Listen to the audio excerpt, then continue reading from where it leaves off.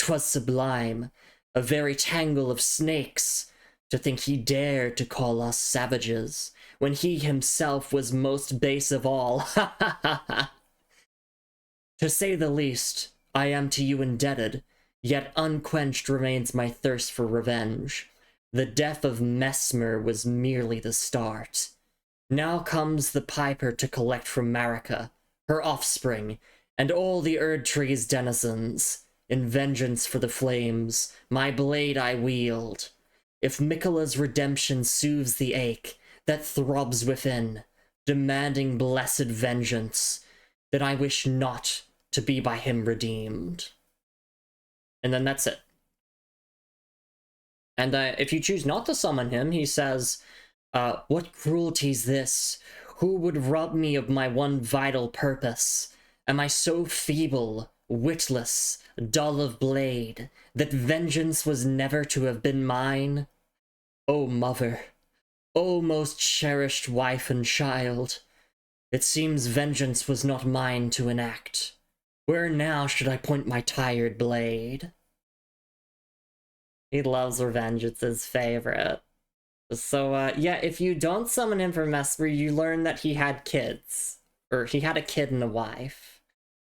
So all the more reason to kill Mesmer here. Yeah, that shouldn't fuck up, his questline. We did do it correctly. It's just we missed out on hearing him do that dialogue. And we didn't miss out on any reward or anything. Wife mentioned, yes.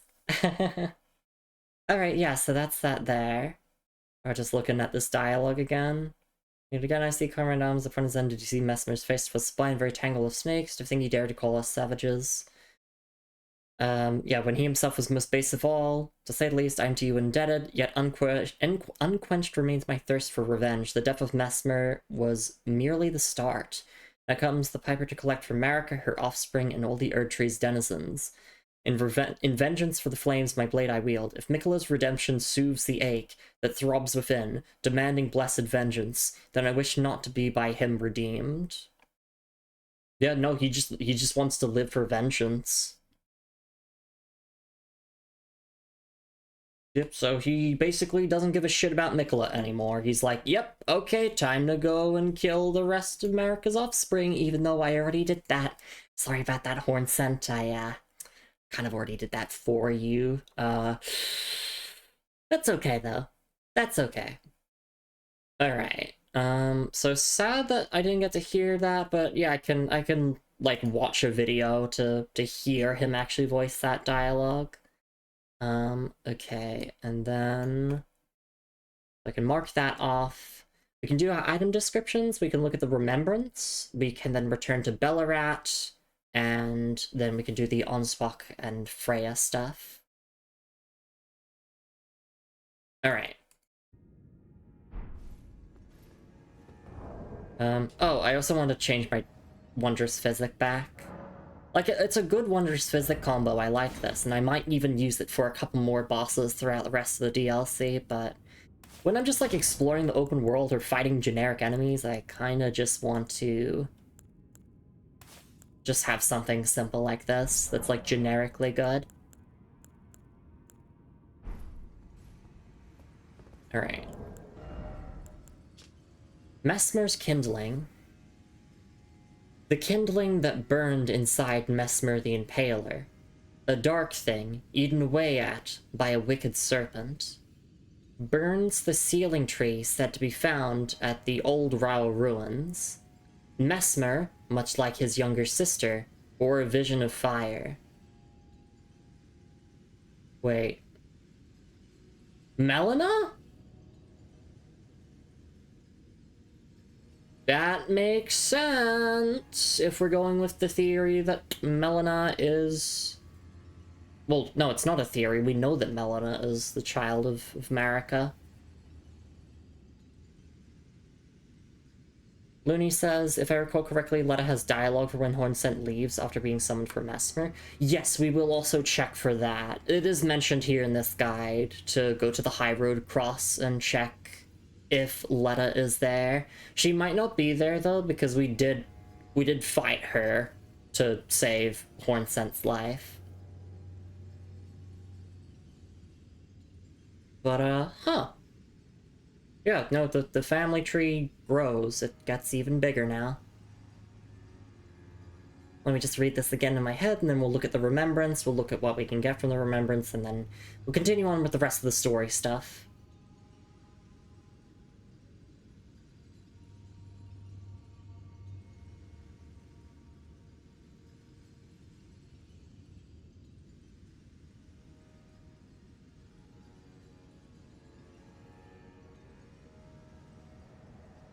Okay.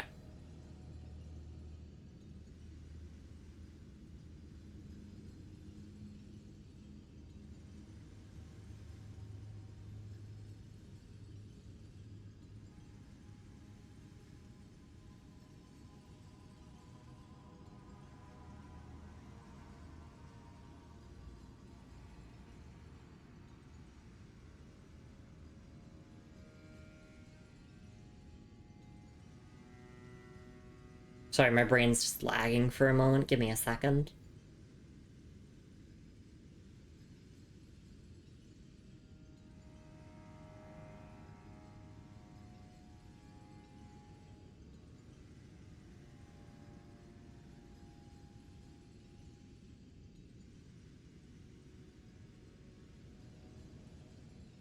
Okay. And then Remembrance of the Impaler. Remembrance of Mesmer the Impaler, hewn into the Shadow Tree. The power of its namesake can be unlocked by the Finger Reader. Alternatively, it can be used to gain a great bounty of runes. A malevolent snake writhed within Mesmer, and so his very mother plucked out his eye and put in its place a seal of grace. Yet, having done so, her fear compelled her to secret away her child within the realm of shadow. Hidden away, keeping company with the original sin, and a hatred that would not be confined. Right. That does make sense, because you have the cutscene with him pulling out the eye that Marika gave him. And, like, embracing the base serpent.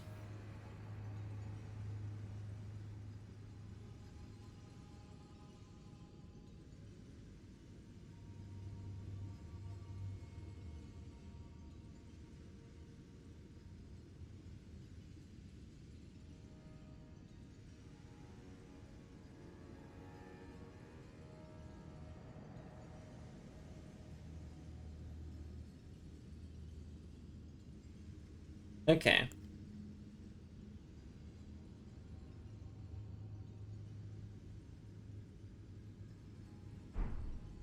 Alright, so just checking this again.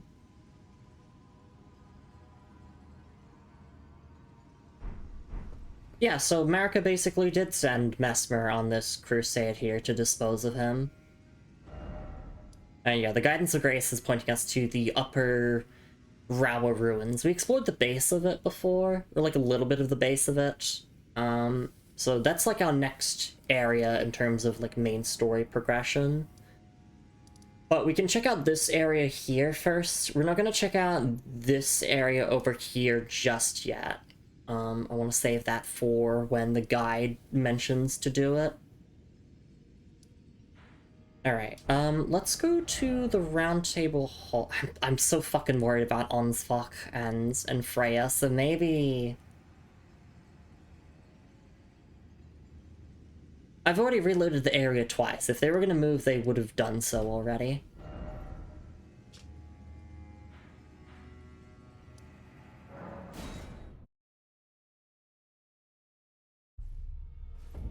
Alright, let's go look at the remembrance items. Firstly, can we get Mesmer's armor? We can! Mesmer's helm. Black helm of Mesmer the Impaler, crowned with two intertwined winged serpents. Slightly enhances incantations of Mesmer's flame as well as Fire Knight skills. The winged snakes were Mesmer's constant companions. They were there when the base serpent was sealed away behind his eye. They were there through his eternity of suffering. They will accompany him yet, in his hideous new form, born when he destroyed the grace granted by his mother. They have accepted his fate as much as he. Aww. I feel sad. And thank you for the head pats, Anemonian Arts. It's lovely to see you around. Hope you're doing alright. Just going through some lore bits at the moment.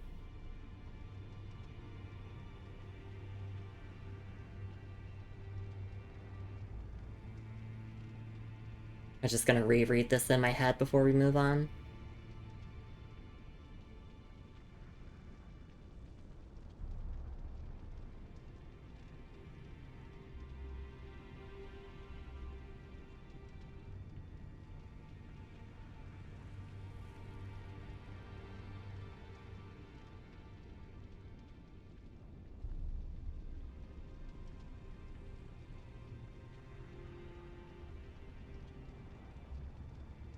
Okay. And then I wonder if the other pieces of armor have different descriptions. They do. Messmer's armor. Black armor of Messmer the Impaler, draped with a red cloak bearing his crest embroidered. On his mother's wishes, Messmer made himself a symbol of fear, undertaking the cleansing crusade she desired. Direct thy maledictions, thine ire, and thy grief towards me alone. Damn. Yeah, Messmer was just following orders from his mom. Fuck you, Marika. Fucking Marika, I hate you so much sometimes.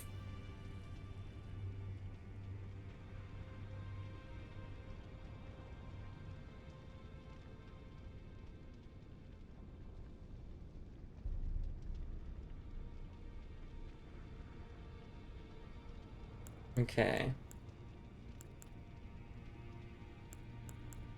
And then Messmer's gauntlets. Okay, it's the exact same. And I'm guessing the boots will be the exact same as well. Where are they? Messmer's greaves. Yep, it's the exact same as well. On his mother's wishes, Messmer made himself a symbol of fear, undertaking the cleansing crusade she desired. Direct thy maledictions, thine ire, and thy grief towards me alone.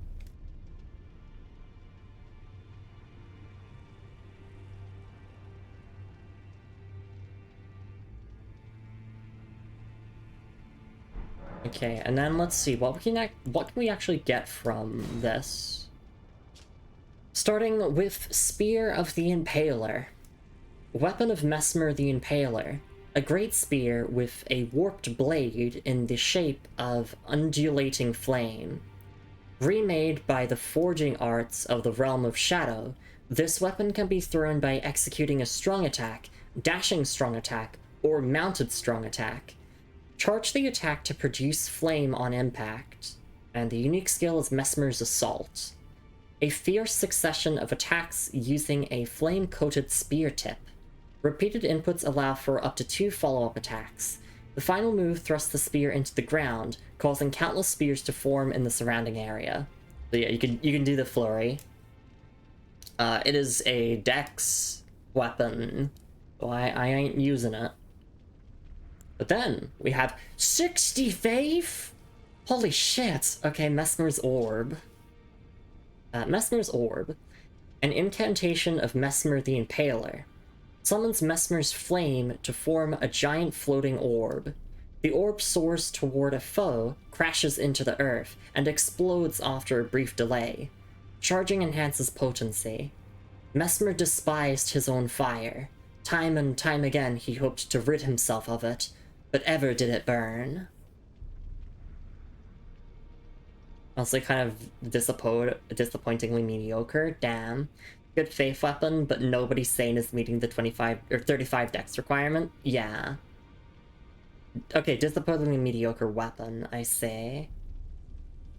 Yeah, what if I plundered the orb? What if I plundered Messmer's Orb? I get depression. Because not only was he born cursed, so basically he's disabled. His mother wanted him to go and commit genocide and become an enemy of the Horn-Sent people. And she also did that as a grand scheme to fucking dispose of him. She basically just treated him like he was, you know, a pawn in chess. It's like, okay, yeah, no, just go ahead, just go and sacrifice yourself, and go fuck off. Okay, bye. I'm gonna go have sex with Rolana now. Or Renala, not Relana. Although, threesome with like Marika, Rolana, and Renala, that could be something. So if the Impaler is high dex scaling, low base physical, moderate faith scaling, but high base fire, it's very strange. Yeah, that is kind of a mishmash of different things, but I guess if you're doing a Mesmer cosplay, you gotta pick it up. Like doing a Mesmer build, which would be like faith and dex, probably. In fact, a threesome waiting in the spicy channel. I do know, yeah. After stream, though. Alright, let me just read this bottom part again to myself.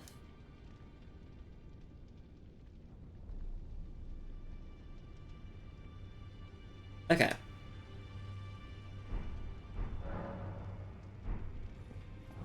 I actually want to look at the remembrance again.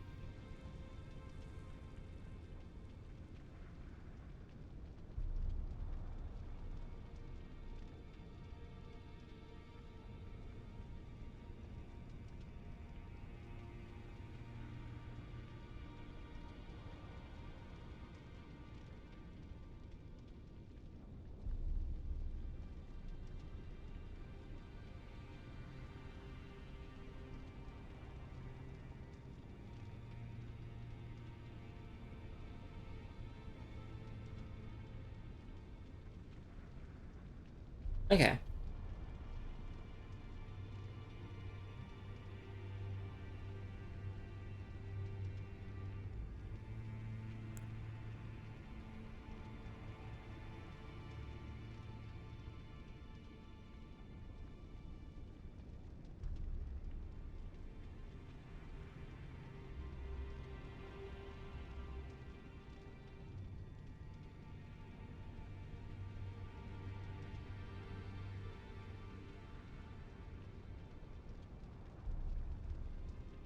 Alright, there we go. I'm all caught up on my descriptions. Alright, let's go to...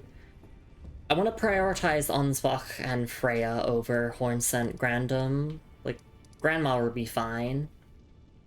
Hey Melissa, it's nice to see you around. Hope you're doing alright.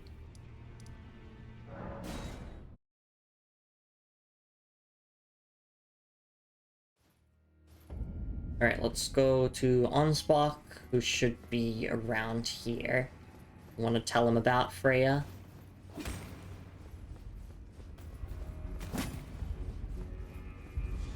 I went through this section so many times that I know my way around.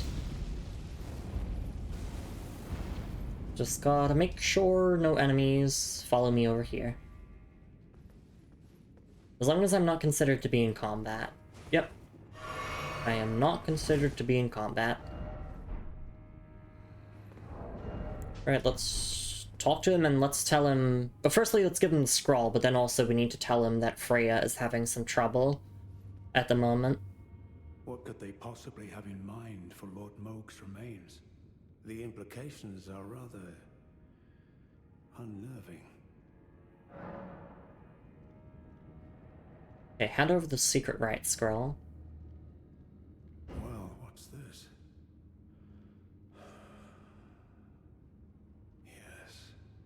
Yes, I should have known. Even the truth was itself mere folly. As if using Lord Moog to gain entrance to the Land of Shadow were not enough, he plans to use his corpse as the vessel of his king consort. He has forsaken Lord Moog's soul. He desires only his empty shell.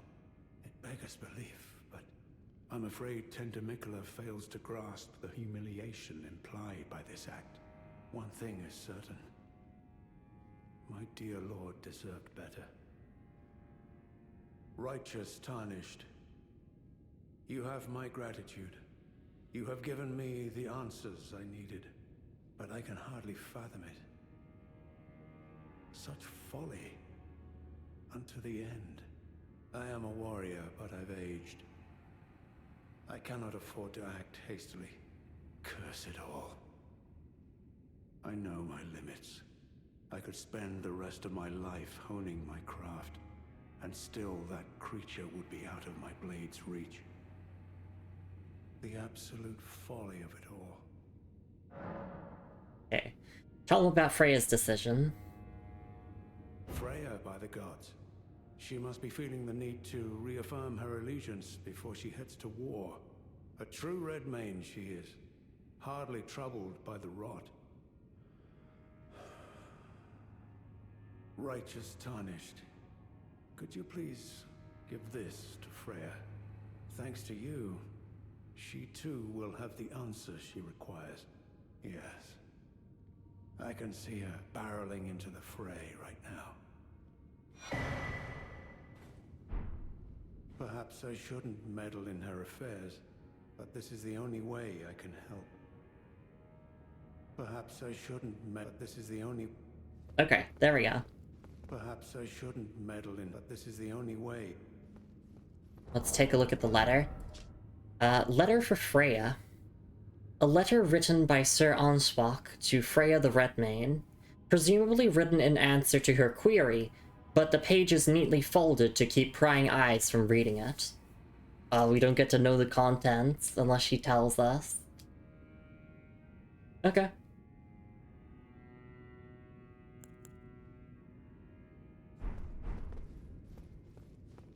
Perhaps I shouldn't, but this is the only way.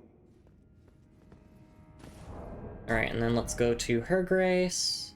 So the reason why the guide recommends to give the scroll to him and talk about Freya to him at the same time is because once you give him the scroll and reload the area, he just leaves, which means that you can't complete the stuff here with Freya.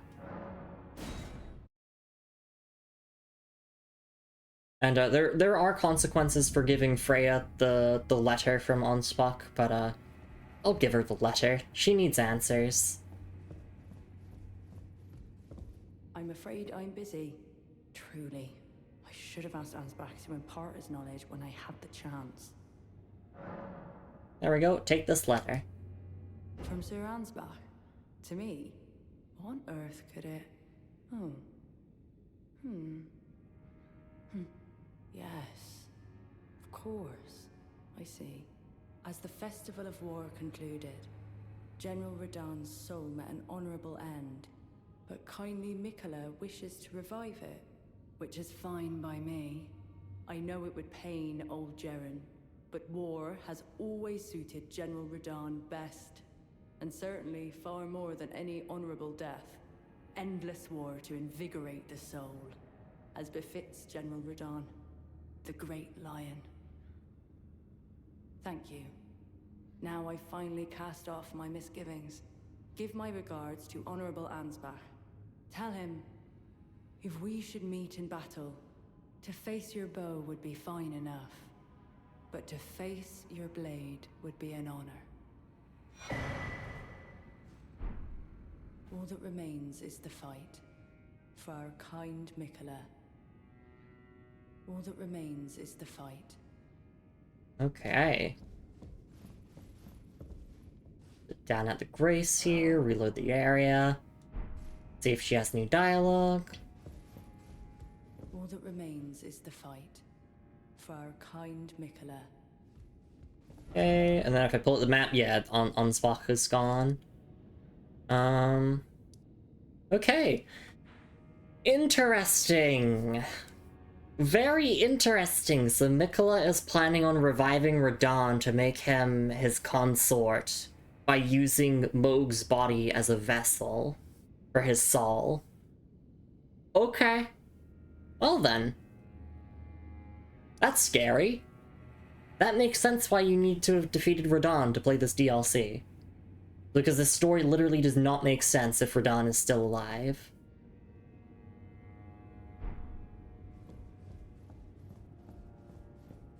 All that remains is the fight. Alright, let's take a look at the Golden Lion Shield. Shield made to resemble a fierce golden lion, with a luxuriant mane, awarded to especially valorous members of Radahn's personal guard on the occasion of its formation. And unique skill is Roaring Bash. Roar like a golden lion and deliver a shield bash from a guarding position. Knocks back and staggers foes over a wide radius. It's not infusable, basic strength requirement. Yeah, it's pretty simple. And also Jaren reference. Oh my god, remember Jaren from the base game? Remember how I killed him? Remember how we killed him as part of Sellen's questline? I chose to side with Sellen in that conflict. Yeah, I think Freya didn't get the memo about the fact that Jaren is dead by my hand. Alright.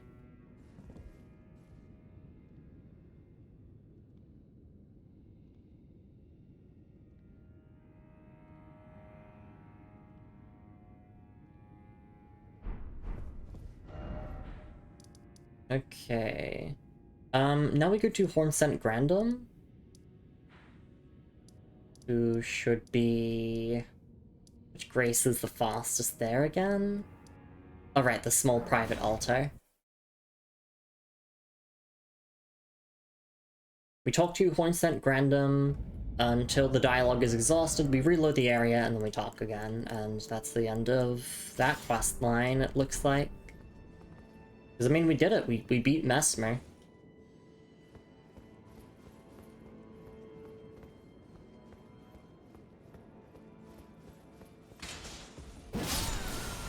We don't need to equip the Divine Beast head again. You just have to wear it once for Grandum to recognize you as, like, a Hornsent believer.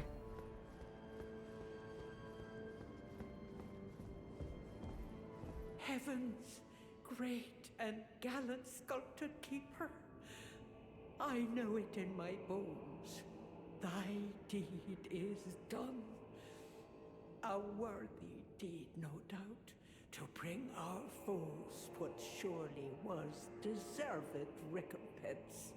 Oh, oh, heaven hath borne witness to our plight. Thy gleaming wrath and unparalleled dance. Though a trifle it might seem to thee, I have prepared a dish in celebration. It would please me much if thou might partake.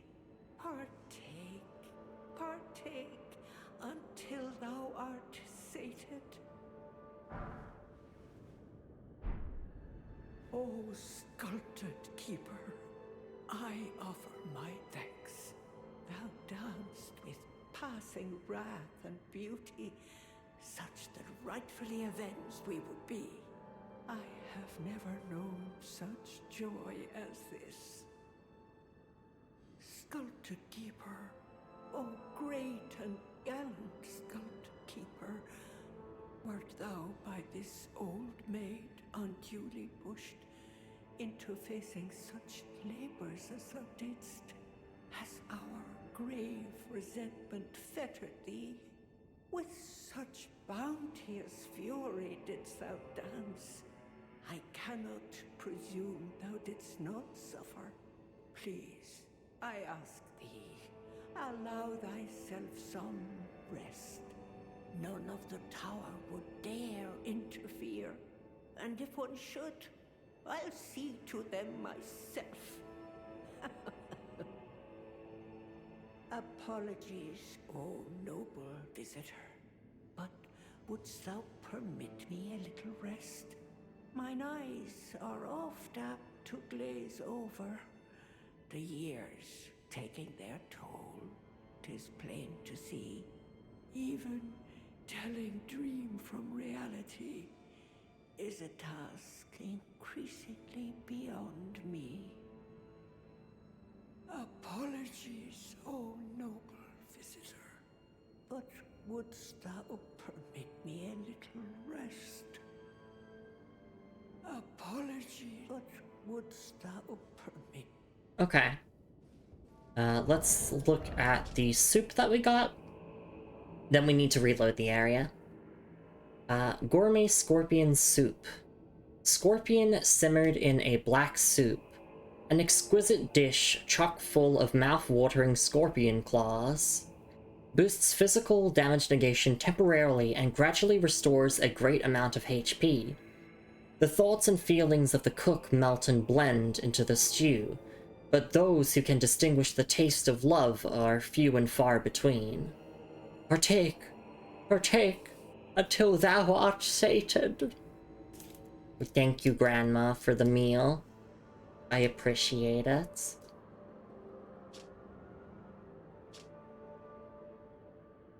Alright.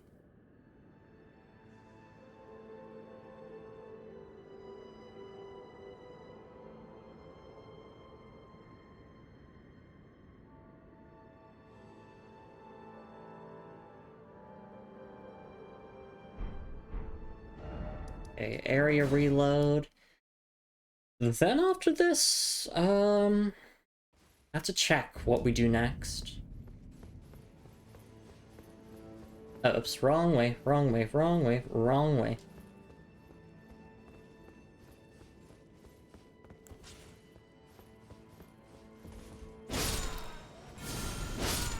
I'm starting at these two, I just always gotta take them out, just in case. And let me equip this. And then unequip it.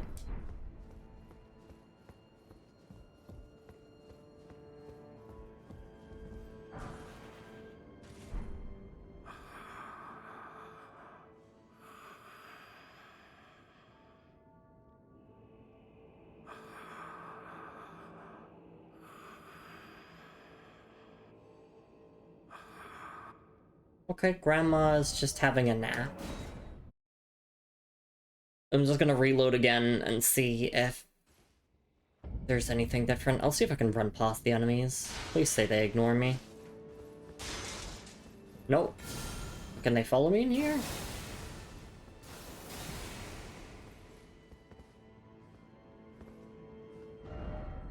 No, they cannot.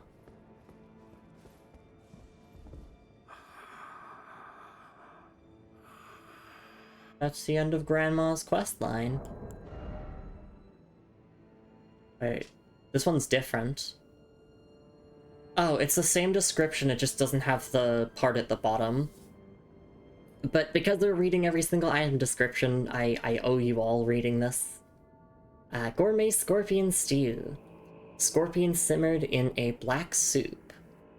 An exquisite dish chock full of mouth-watering scorpion claws. Boosts physical damage negation temporarily and gradually restores a great amount of HP.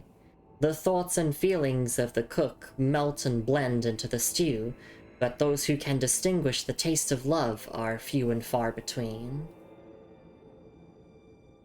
Yep, that's the exact same. It's just one has a little bit extra at the bottom. And you only get one of each in the entire game, it seems like.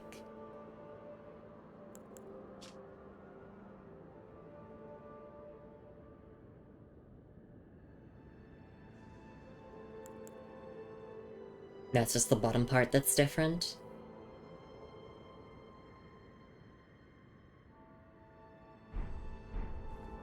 Alright, let me take a look at my notes here. So we've talked to Ansbach, and we've given the letter to Freya. Okay, now it says, if Letta is still at the High Cross Road, exhaust her dialogue, and then reload the area until she starts repeating herself. Okay. Oh, and also, if we had helped Letta kill Hornsent, then now would also be the time that we have the opportunity to either assist Ansbach or help Letta. I'm pretty sure Letta left the High Road Cross after I betrayed her. But we can check. Maybe she's still there. Maybe she came back temporarily. Oh! Hornsent's here. Message from Letta. We meet again, I see, comrade in arms, upon his end. Did you see Mesmer's face? 'Twas sublime. A very tangle of snakes. To think he dared call us savages, when he himself was most base of all. To say the least, I am to you indebted, yet unquenched remains my thirst for revenge. The death of Mesmer was merely the start. Now comes the piper to collect from America her offspring and all the Erd Tree's denizens, in vengeance for the flames. My blade I wield, if Miquella's redemption soothes the ache that throbs within, demanding blessed vengeance, and I wish not to be by him redeemed.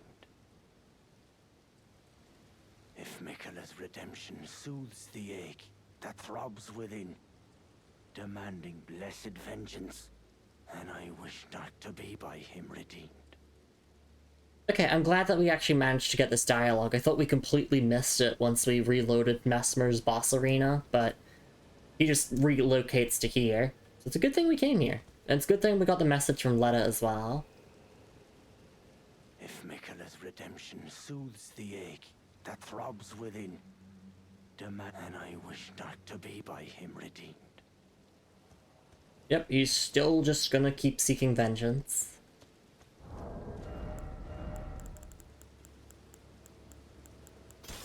Alright, let's take a look at Needle Knight Letta's message to us. Message from Letta. Message left by Needle Knight Letta, addressed to kindred spirits who also pursue Miquella's trail. Dane passed on a message.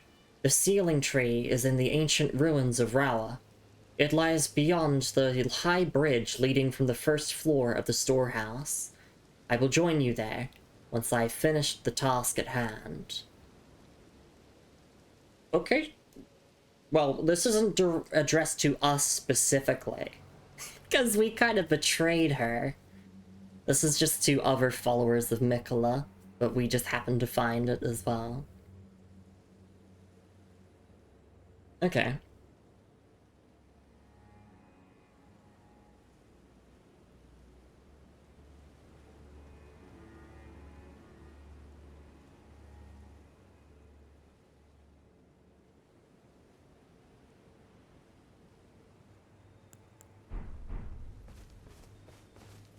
So I guess that's also meant to be a hint that, like... Well, I guess if you didn't betray Letta, she'd have dialogue here where she'd be like, oh, it's time that we get rid of Onswak as well, because he follows Moog, and that's bad, because he's gonna want to save Moog, or, like, redeem himself for losing to Miquella in the past. Oh, and Hornsent's gone now. Nice, okay.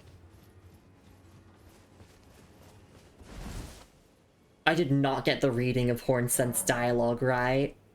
I didn't think he'd be whispering that much. But, there we go. That's that there. So we can cross this off. And we can cross off... Yeah, so...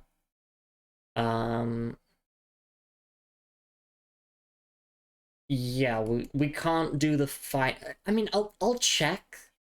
I'll check to see if I can still do the fight with Onsfok and Letta. I don't think we can, but I'm gonna double check it anyway, because misinformation is a big thing when it comes to Souls games. Alright. But then we can explore the, like, back gate of the Shadow Keep, and then we're gonna make our way to the Upper Ancient Ruins, which will be exciting, because that's like, I don't want to say that's the last required location, because I think there's a location after that that's like, you know, leading up to the DLC's final boss or whatever. But we're kind of in the end game of the DLC, it feels. Because like you gotta remember that we've also been doing every single piece of optional content up until now as well. It's just the main quest lines we haven't finished yet are the stuff of Count Emir and Julan. which those require us to go to the Finger Ruins. There's this Finger Ruins here, and there's this one over here. Yeah, it's exciting. We can absolutely have this DLC done by the end of the month. Although, I'm going to put an asterisk next to that. Because, like, I haven't been spoiled on the DLC final boss, but I'm highly certain that we're fighting Mikola, at the very least. But I've heard people saying that the final boss of the DLC is, like, ridiculously challenging, and they weren't kidding about Melania. So, I'm inclined to trust that the general internet is right on this one as well. Alright, let's go to the first floor. And we're just gonna check the spot where Onspock would be. Or where the summon signs for Letta and Onspock's fight would be. Yeah, I mean, I definitely have to do a second run so I can do the alternate paths of this DLC. Like, you know, I want to side with Letta against Hornscent, and I want to side with Letta against Onspock. Let's see. Yeah, so the summon signs would be here if we were able to do this interaction. Friend ahead, Visions of Friend except Talisman required ahead. Yeah! So I believe if you choose to side with Letta and kill Onspock, then you get a Talisman from her. And it's the same if you kill Hornscent. With Letta, you also get a Talisman.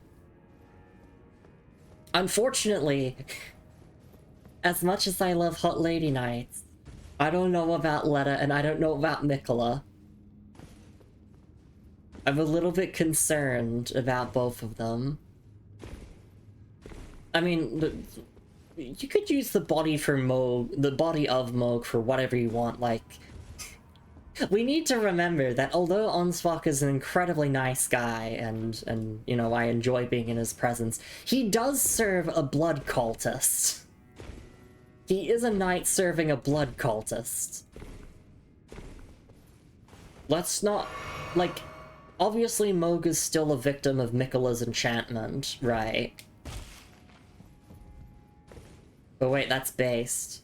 Actually, that is. Yeah, no, Onspock is based.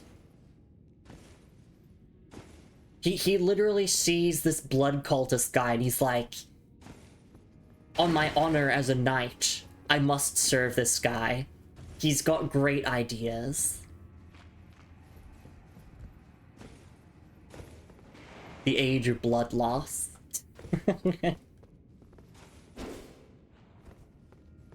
But it's so fun. It's like on one side of the spectrum we have a demigod, or sorry, an Empyrean, well, still technically a demigod, but an Empyrean whose motives are still a little bit unclear. We know that Mikola is trying to seek redemption for, like, the massacre of the Hornscent and everything. And also to become a god, and also be... or have Radahn be his consort. But...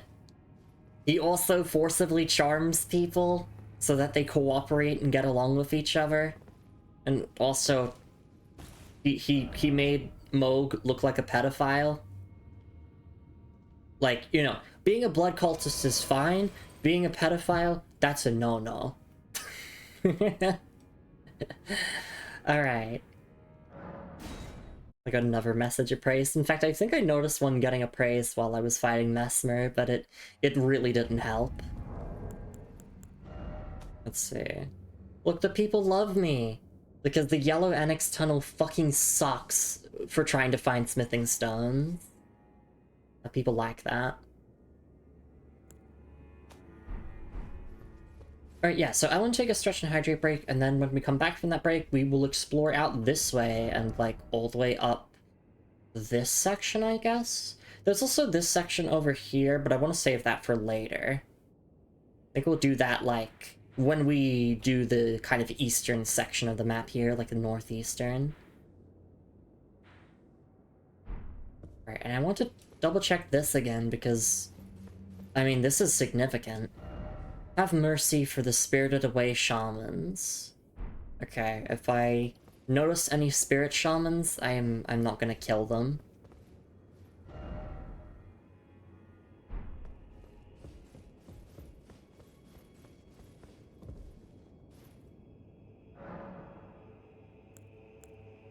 Alright. Time for a little break. When we come back from the break, more Elden Ring time. We beat Mesmer, we got Horn Sense dialogue, thankfully we didn't miss that.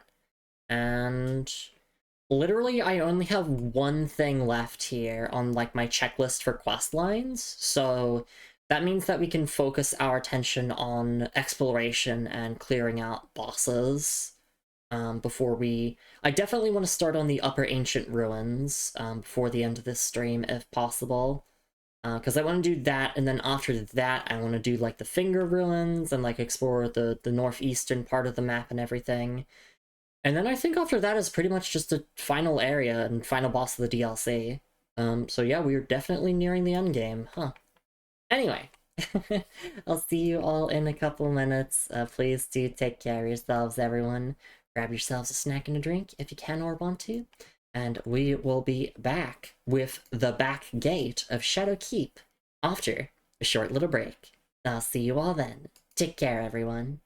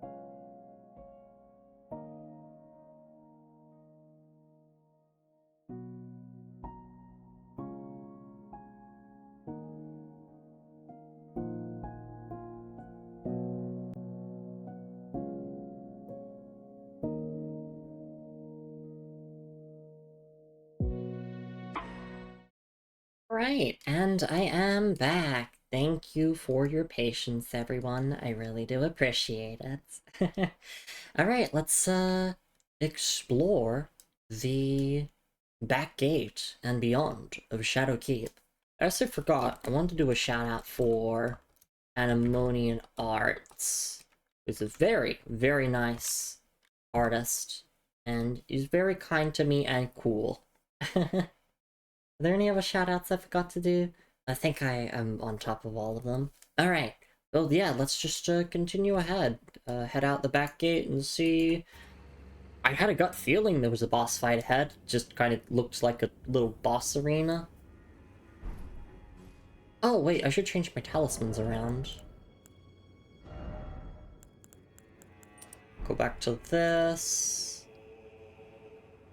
Looking at my stats, yeah, I need 1 more point in endurance, 5 points in strength, 5 points in dex, and then my character build is done. And then we can unequip Radigan's Source Seal. We can put on more damage negation. Dung ahead.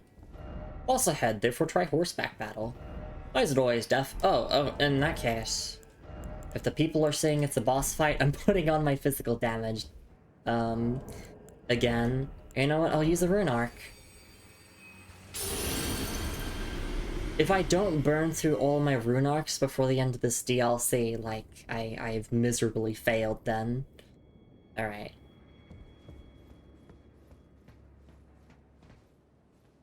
This is the Shadow Tree. Commander Gaius.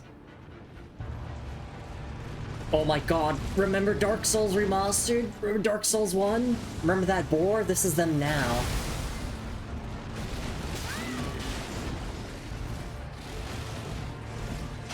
Wait, so... I can do the fight on horseback. Okay. Do I want to? Probably. I'm gonna get fucking run over.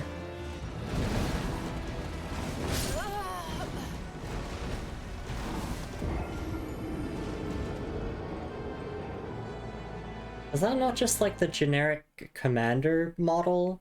Like there's 2 commander boss fights in the base game. So it's like, what if we took a commander and we put them on a boar?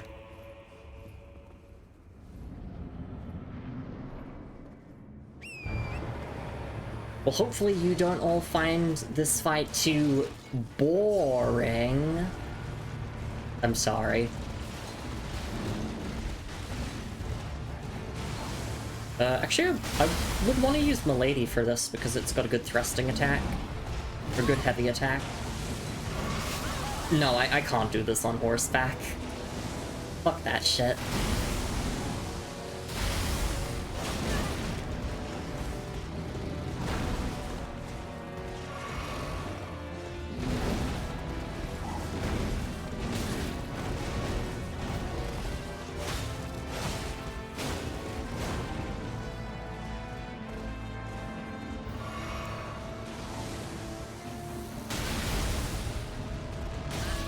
Ow. Ow. I rolled too late.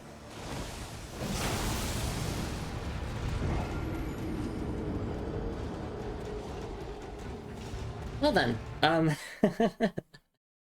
guess we'll be doing this fight for the rest of the stream then.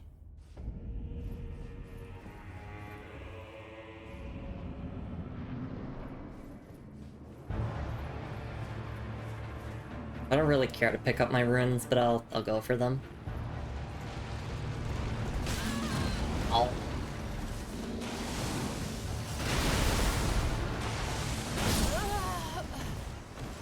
Actually, it's not even that many runes. I'm fine with leaving them behind. I just have to focus on not dying.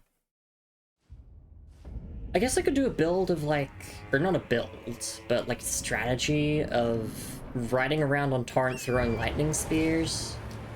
That's an option.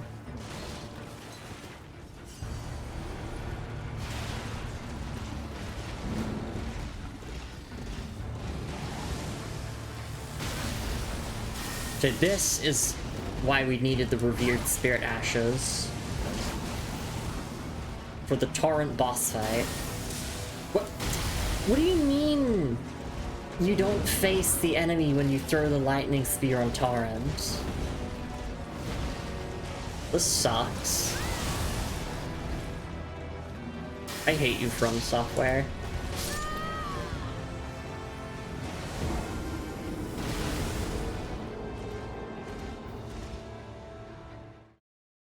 I got a good look at that boar's eye, at least.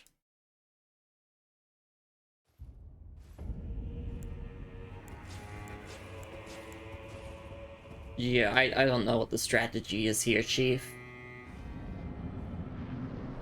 Just don't die, I guess.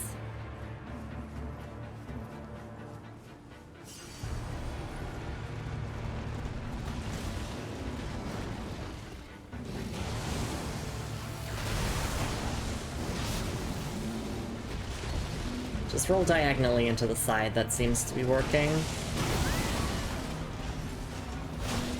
Or just diagonally, that's what diagonal is, Lumi.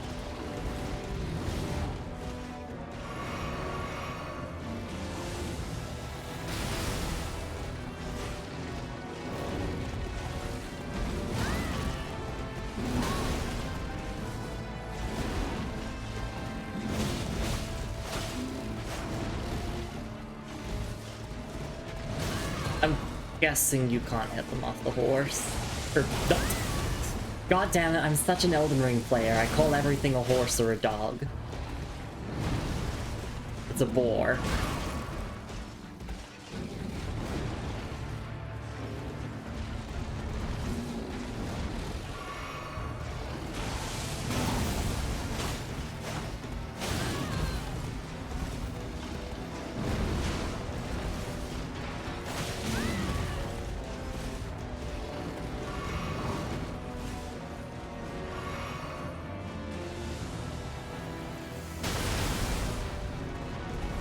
Oh, no, I went too early with that. Counter hit damage is brutal. This kills. Nope, it doesn't.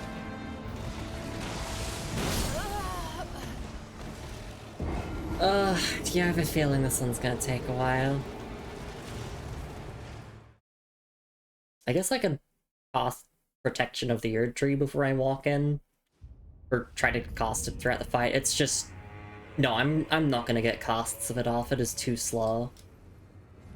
Certainly I could use it, like, before the fight. I could also use, I forgot what it's called. The one that people use in PvP. Flame something me. Flame buff me. Flame give me good buffs. Flame give me power within, but with none of the downsides.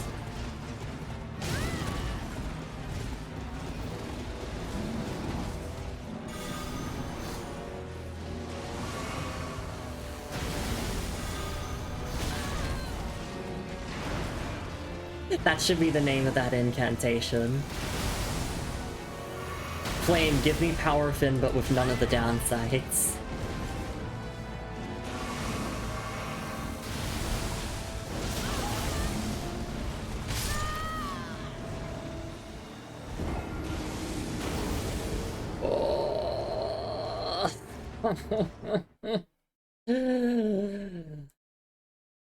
Yeah, Mesmer was easier than this.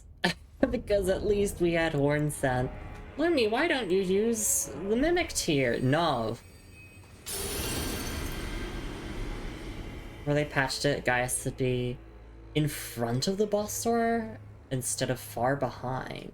Oh, okay.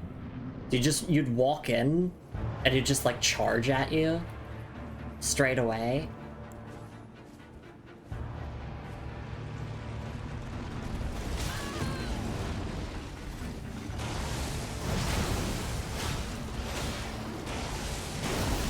I feel like this is one of those fights where, like, once you get into the rhythm of it, it's pretty simple.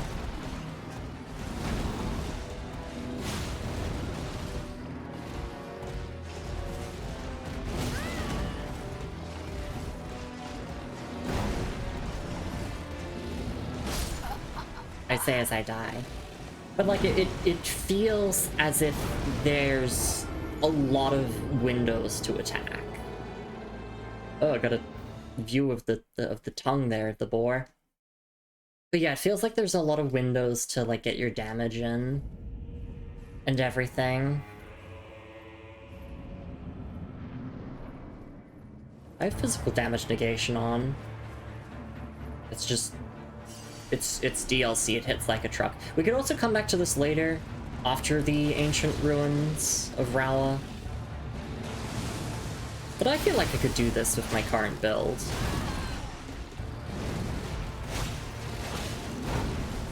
Especially once I stop messing up so much.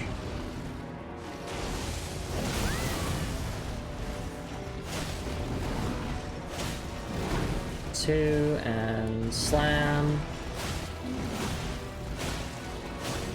Yeah, you see what I mean? Like, there's...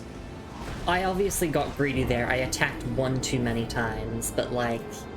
It seems as if you can just, like, slowly chip away at them pretty quickly. Especially if you're, like, on a bleed build. You can really do that. I mean, technically, I can do bleed. You know what? It's been a while since I last used this katana for a boss fight. The last time we used this for a boss fight was Bale, because, you know, dragon.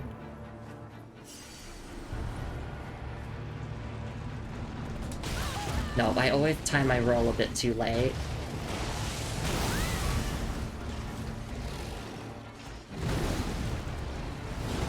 I'm either too early or too late.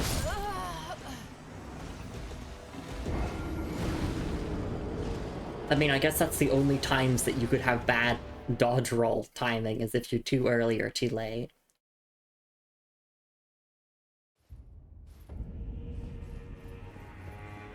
You know what I miss?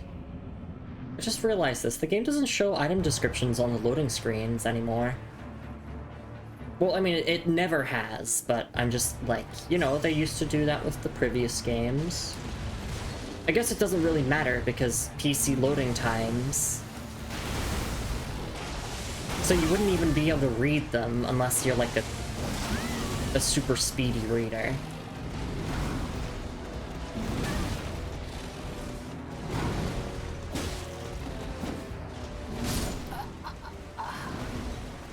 I am ass at Elden Ring, and I am okay with that.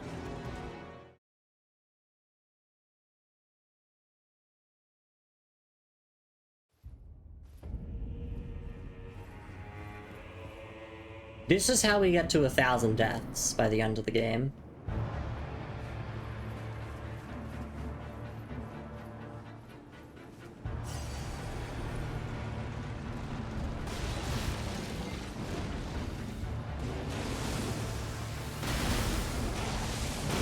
Oh god, that's delay timing.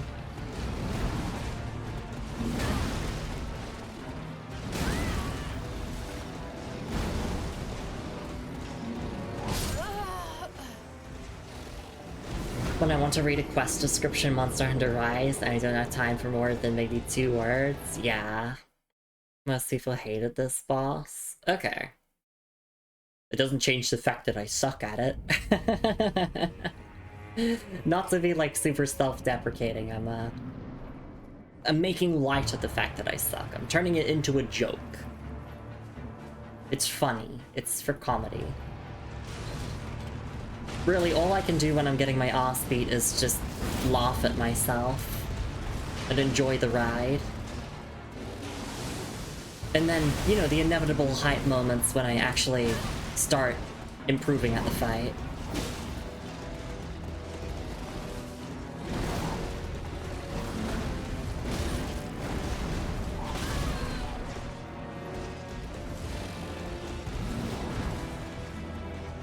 There's no NPC summons for this fight.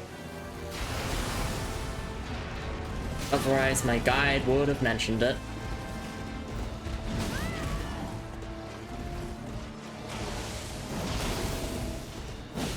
Which means Mimic Tier, baby. Oh, but my pride is making it so I will not use the Mimic Tier.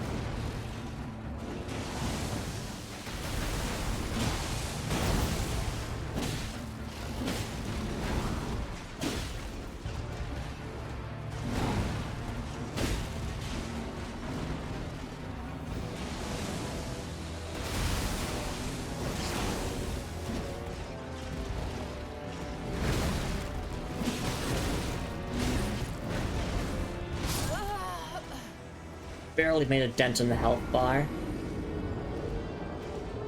So they're so synced. War when attacking looks neat. It's not Pride Month, you're allowed to summon the Mimic Tier as a treat. And then I have to go and upgrade it, and like, I don't want to.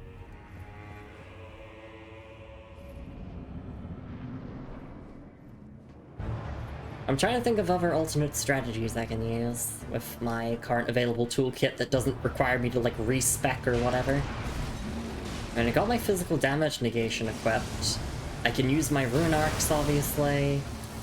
I think I just need to learn the moveset better. That's really all that's troubling me at the moment, is I just need to know the moveset.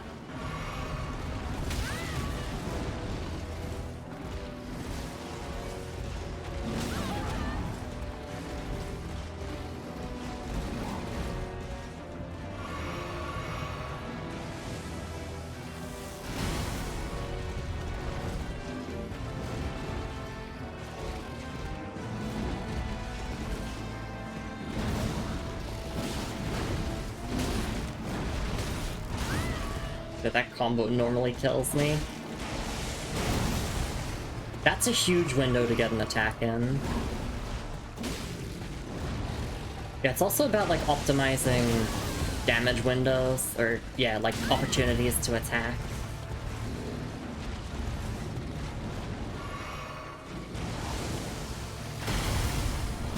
Okay, those whiff at point-blank range, so if I see the meteorites, I should just run towards them.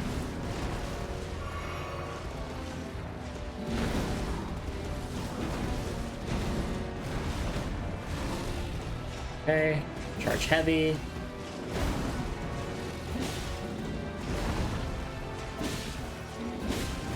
Okay, watch stamina.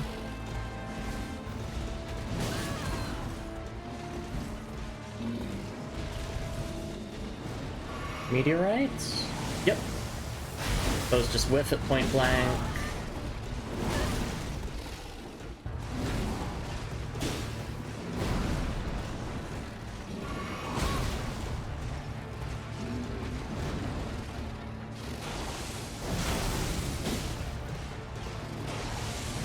I messed up, but that was really good.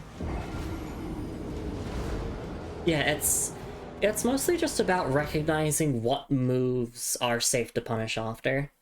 You know, it's like a fighting game. You have to learn what moves are punishable.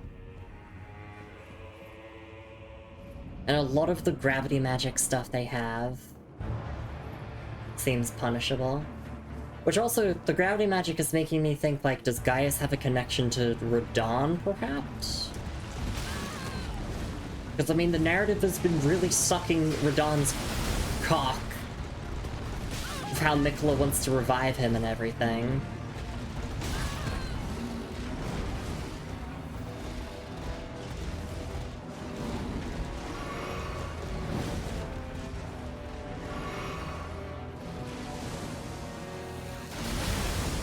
So Lumi, what's Shadow of the Erdtree about? Is it about, like, the cycle of vengeance and redemption and people's ideals clashing with one another? No, it's about how everyone wants to suck off Radon and Mesmer. That's what the DLC is about.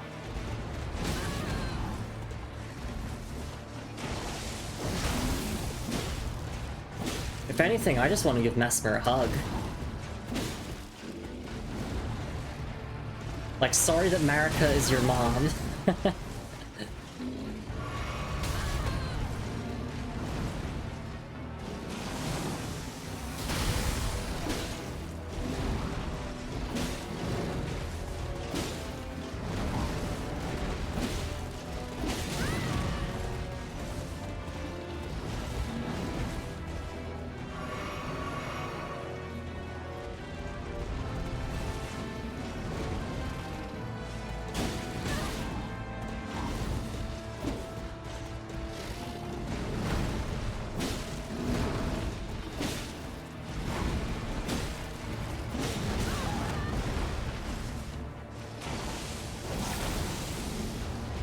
I'm getting hit by that.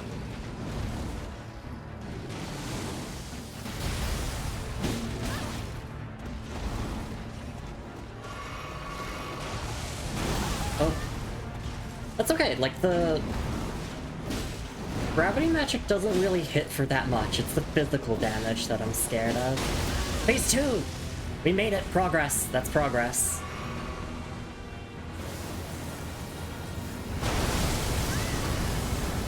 Oh. Okay. Okay.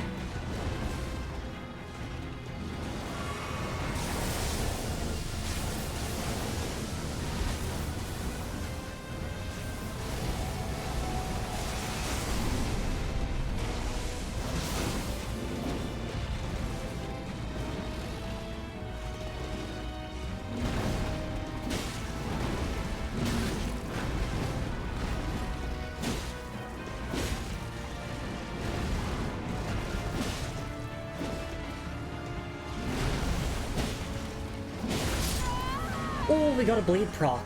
That was such a good attempt. Look how closely it got. Oh, I can absolutely do this solo. I had to go through that period of... I always go through this period with Elden Ring bosses that I haven't fought before, where I'm like, oh, this is impossible, there's no way I can do this, to, oh, I think I know how to deal with this boss, to, oh, this boss is a jobber. Although Messmer's still not a jobber, you know, he's still pretty scary. The bosses in Elden Ring are very hard-hitting, but, like, you're also very hard-hitting as well. That's how it seems to be balanced. You're basically a glass cannon, and so are the bosses for the most part.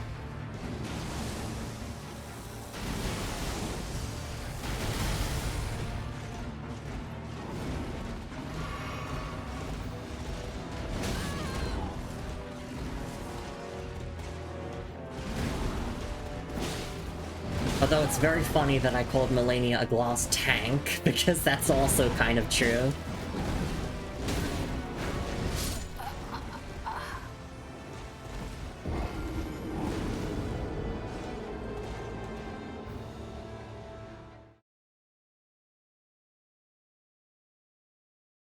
I recognize all of the spots in the loading screens now.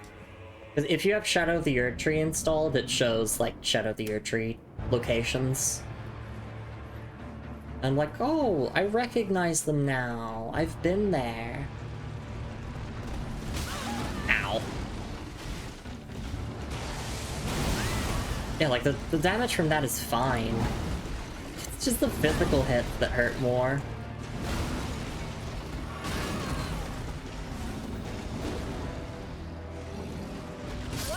Anyway, yeah, they weren't kidding about, like, this. You gotta have 60 vigor. Very important. Although, technically, right now we have 65, because it's a Radigan Source Seal moment.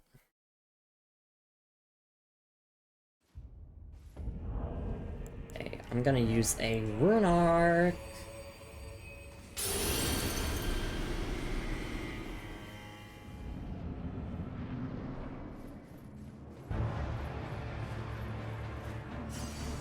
I don't even know why I'm picking up my runes. They don't even have anything on them anymore.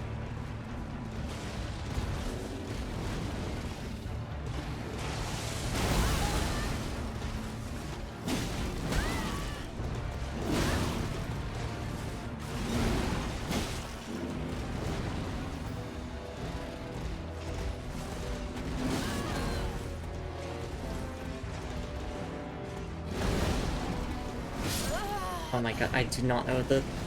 Blah, that's one of the long combos that are annoying. But you get a huge punish for if you figure it out. Like, I'll do some attempts without rune arcs and then some with them. Just to sort of... not make it so that we burn through all of them on shitty attempts, you know? Because that was a terrible attempt. And this, like, as soon as I get hit on the opening move, I'm like, yeah, this is gonna be a shitty attempt as well.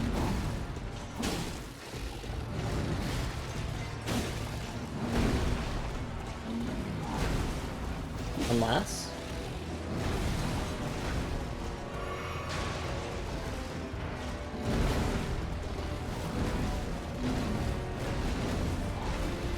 Okay, that's the big combo. I can dodge that now.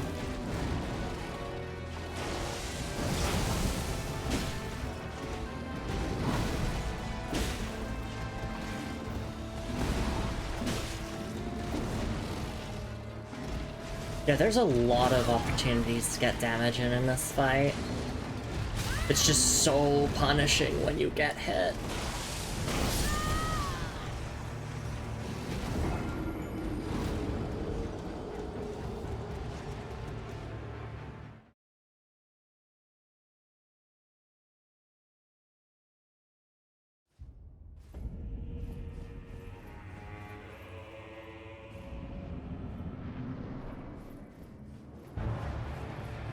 I got the John Greatsword here, and I broke it in half.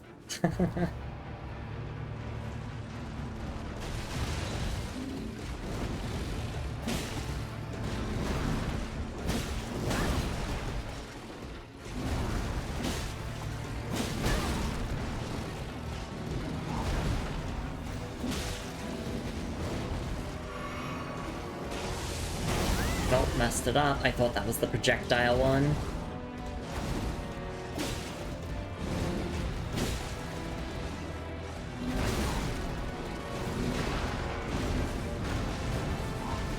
Okay, big punch here. And of course I messed up my roll timing. Ugh.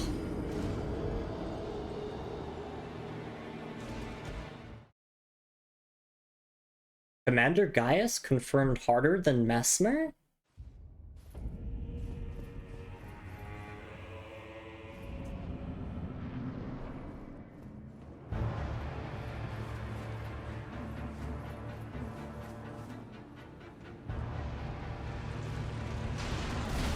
We absolutely gotta make sure we max out our Shadow Tree Blessing by the end of this DLC. I mean, obviously that was always our intention, but I'm just emphasizing the importance that we do that.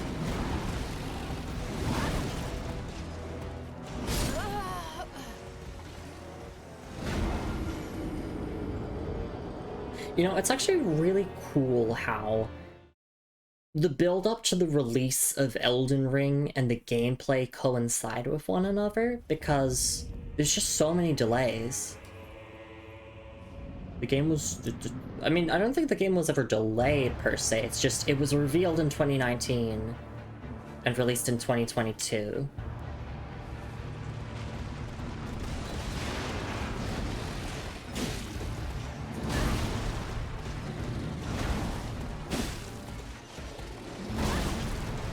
You know, all of the bosses have delayed attacks. It's awesome. But yeah, no, I don't know how people survived that way. Like, holy fuck.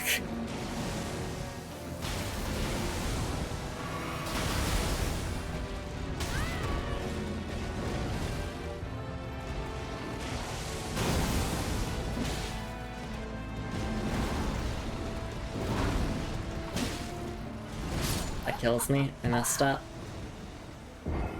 It's just, I have to get into like a flow state, and if I don't, then the run just goes terribly. I think this is a rune arc attempt. We should do a rune arc attempt. Oops, wrong thing. There we go.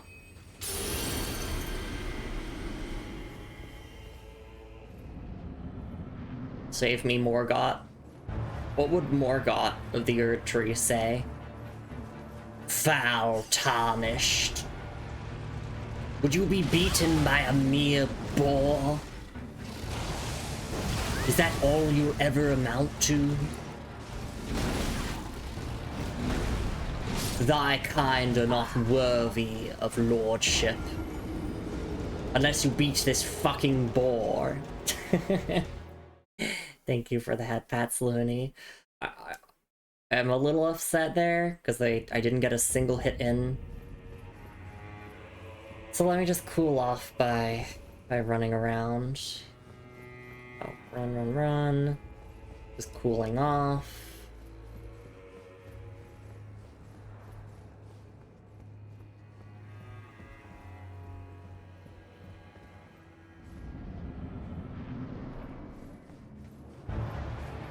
Okay, the rest of the stream will just be Commander Gaius and probably tomorrow's stream.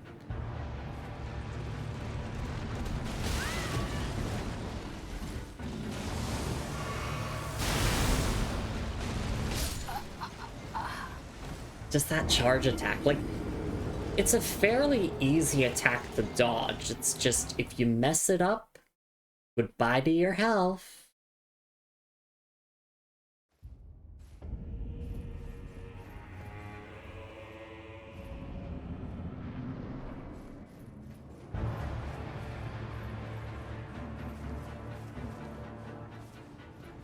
Is that the time I dodge right?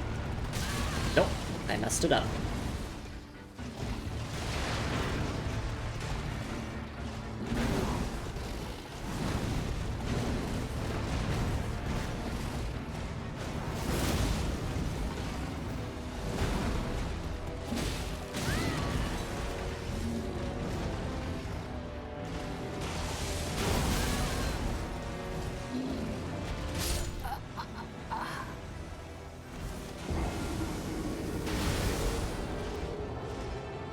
I just let loose the quietest sigh ever. Yeah, I see why people don't like this boss. But I'm also not the kind of person to judge a boss until I've beaten it. Like, yeah, it's difficult. It's meant to be. But then there's also such thing as being too difficult.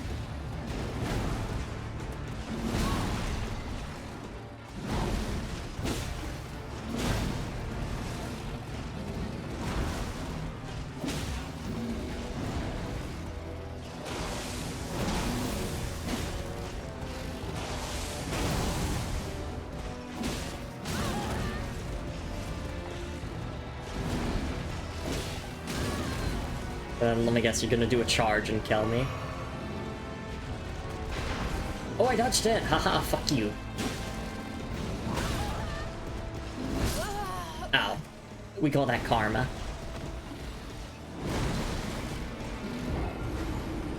Yeah, like, I know the combos, it's just I have to get the timing down now. We've only seen the second phase once. And it seems like after a couple of, like, gimmicky moves that you just kind of run away from, it's, pretty, like, self-explanatory. Whoever suggested doing this fight on Torrent is evil. I mean, maybe I guess you could, like, rapidly mount and dismount. Because I can't see myself doing it fully on Torrent. Not with some of these moves.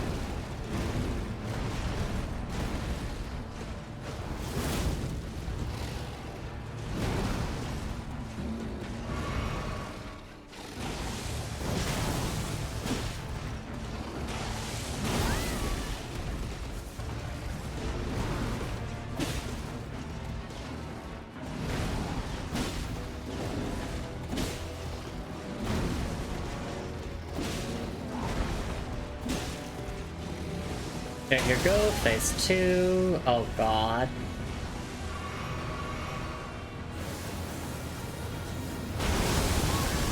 Wait, so roll into that.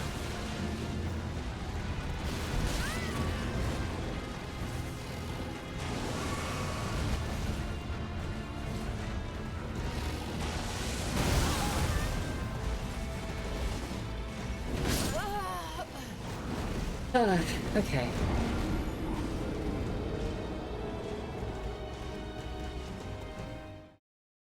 Yeah, this just feels like a fight where I'm gonna have to come back to it next stream in order to beat it.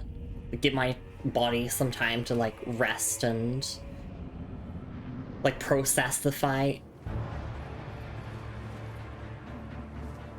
Oh, I should do a rune arc attempt soon. If I can get to the second phase a little bit more consistently, I would be happy to do another rune arc attempt.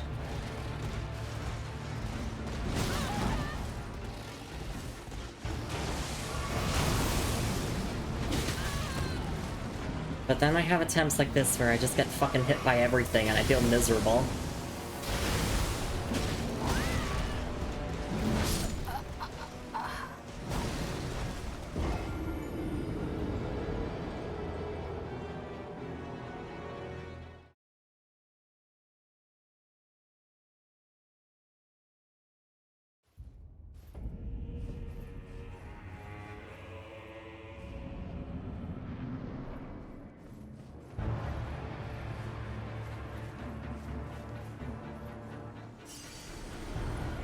I'm going to just block this.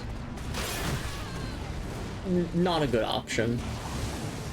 If it's my only choice, I'll take it, but otherwise, no. I could use a Great Shield. That's also an option.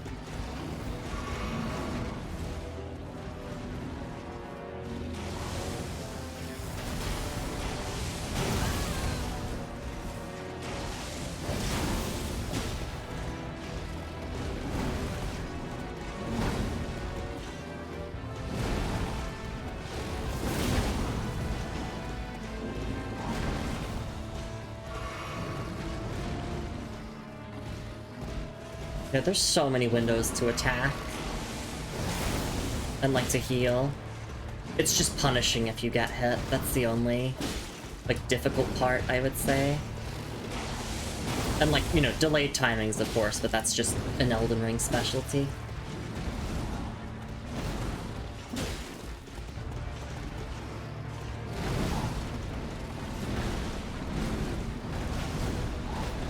There we go, punish here.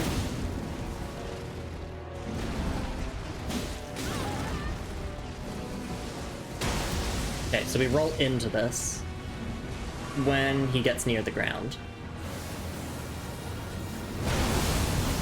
Oh, I dodged it. And we could go for a huge punish there.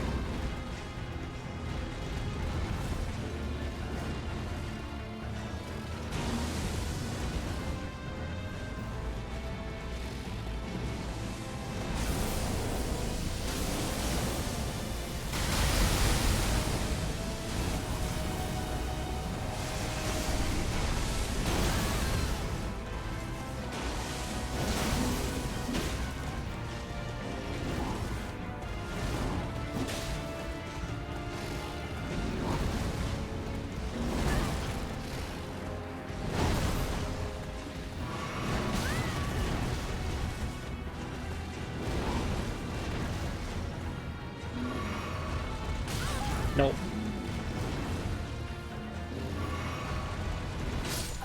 It's just that fucking charge timing is so obnoxious. I mean, on Torrent you can just press the dash button once and you get out of the way of it. But hey, at least I dodged the phase 2 opening move.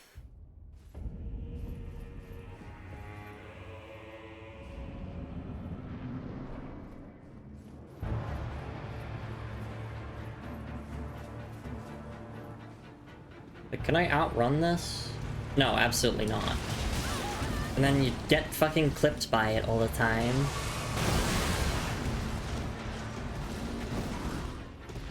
Put this fight into Night Rain, because it'll be tolerable there with Surge Sprint.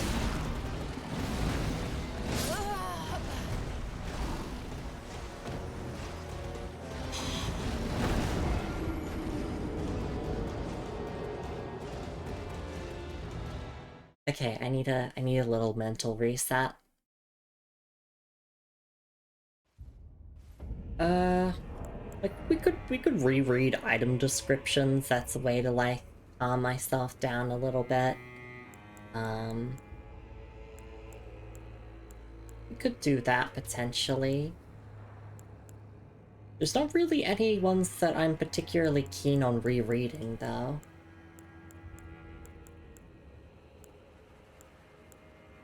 I guess we could reread Nanaya's torch. A torch made by attaching a dying flame of frenzy to a small spinal column. In a distant land, in an age long past, was born a man who failed to become the Lord of Frenzied Flame. All that remains of him is cradled gently by Nanaya. Alright. We got all the cookbooks, we got the map of the abyss.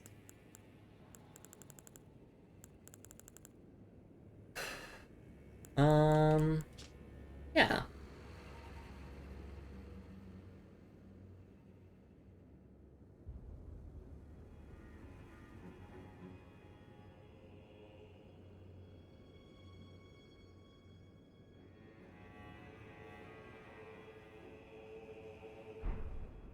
Alright, I think that was enough of a little mental break.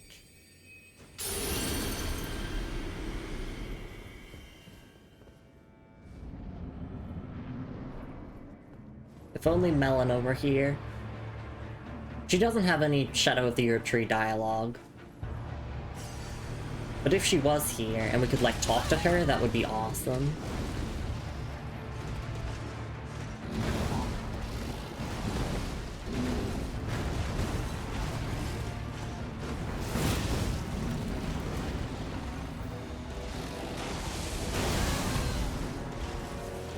I just have to stop falling for all these delayed timings. Every single time I use a rune arc, I just can't play. I just forget how to play. But I gotta keep a positive mentality. If I get grumpy, and no one will want to chat, obviously, because they'll fear that I'll get angry at them. Though, I do sound frustrated, and that's because I am a little bit frustrated, but not at the game per se, just more so at myself.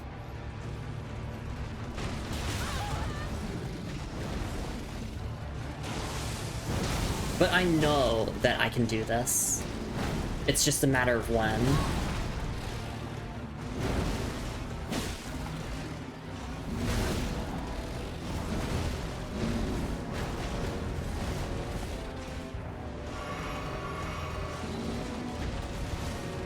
See, like, that was a good dodge there.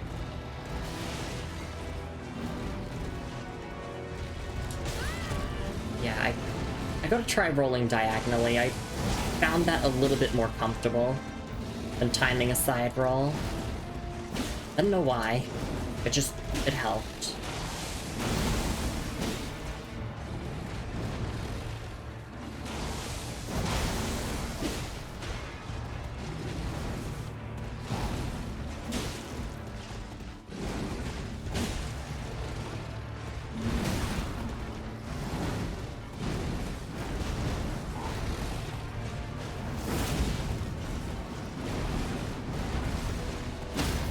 Ooh. Wait. Oh! This changes everything. I thought you couldn't stance break them. Okay, so yeah, aggression is rewarded.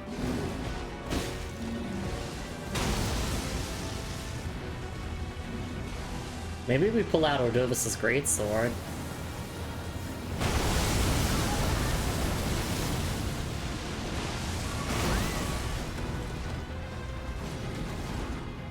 No, but I wanted to use this weapon for the fight, since it hasn't gotten much love lately.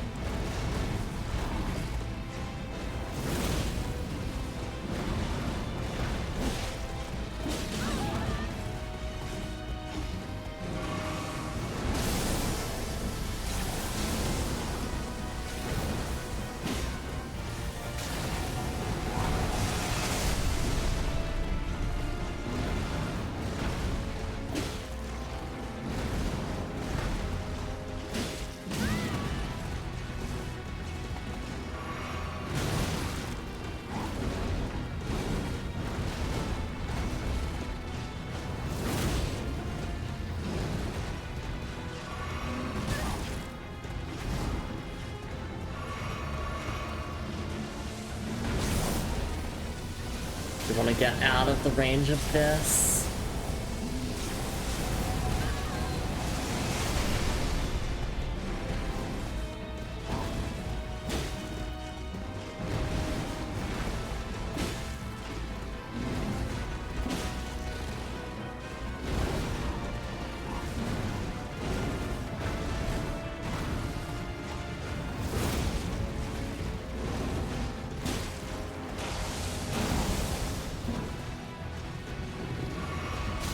get hit there, that's fine.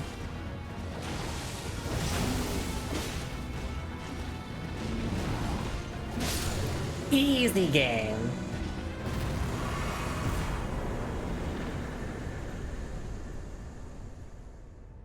Oof, there we go. Remembrance of the Wild Boar Rider. I did it!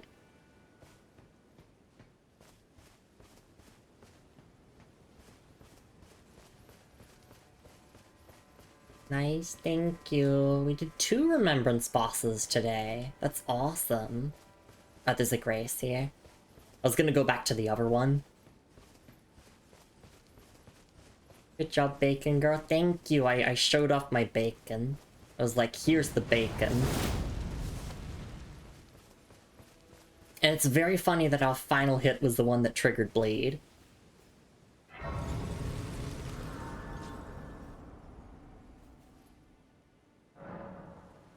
Alright, that doesn't get us a level up, but we can use some runes for it.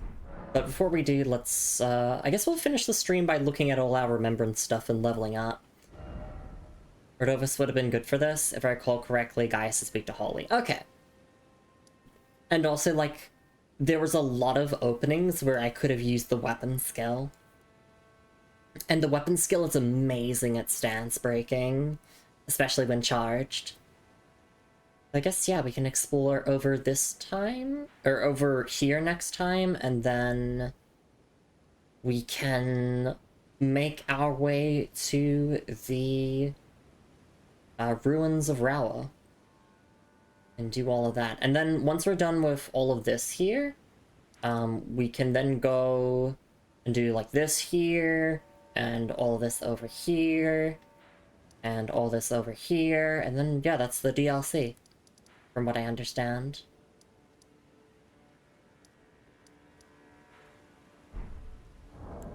Alright. Remembrance of the Wild Boar Rider. Remembrance of Commander Gaius, hewn into the Shadow Tree. The power of its namesake can be unlocked by the Finger Reader. Alternatively, it can be used to gain a great bounty of runes. Both were as elder brothers to the Lion, and both were cursed from birth. In spite of, or perhaps because of this very reason, Gaius was both Messmer's friend and the leader of his men. Right, yeah, that does make sense. So elder brothers to the Lion being like, you know, Radahn. Okay, interesting. Yeah, both were cursed from birth, in spite of, or perhaps because of this reason, Gaius is both Messmer's friend and leader of his men. Well, we put him out of his misery now, because Messmer is gone. Praise the strong foe, well done. I did it, all the more fortitude. Good luck. Yeah, we did it. Good job everyone who beat this boss. Whether you did it with magic, summons, or spirit ashes. It's a difficult boss no matter what tools you use. Oh. Yeah, let's actually do that level up.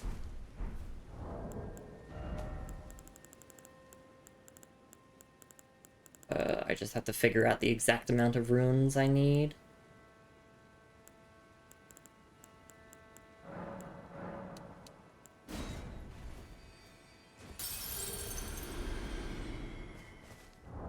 Gonna need a lot more than just that. But just making sure to keep one copy of every rune type. Okay, I think that's almost it. Okay. So one of these.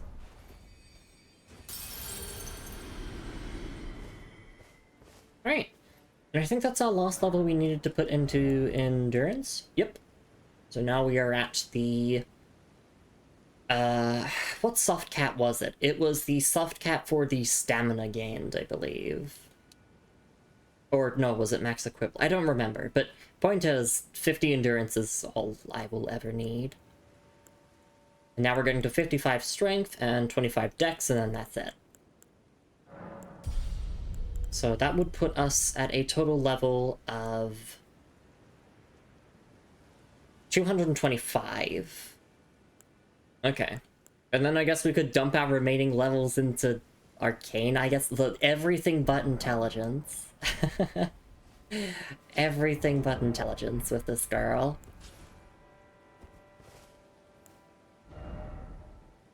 Alright, I don't need to pick up my runes because there's nothing there. Let's go to the round table hold. Oh.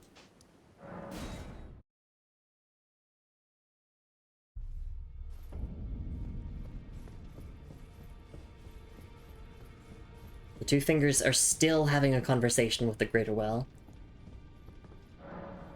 Okay, yeah, can we get Gaius's gear? Veteran's helm. Yes, we can get Gaius's helm. Gaius's helm. The black iron helm of Commander Gaius. Part of an armor set patterned after fallen seeds.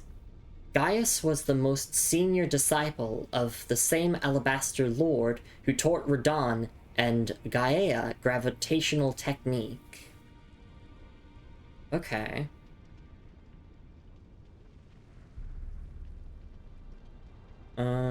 Interesting. Don't know who Gaia is. That's a completely new name mentioned.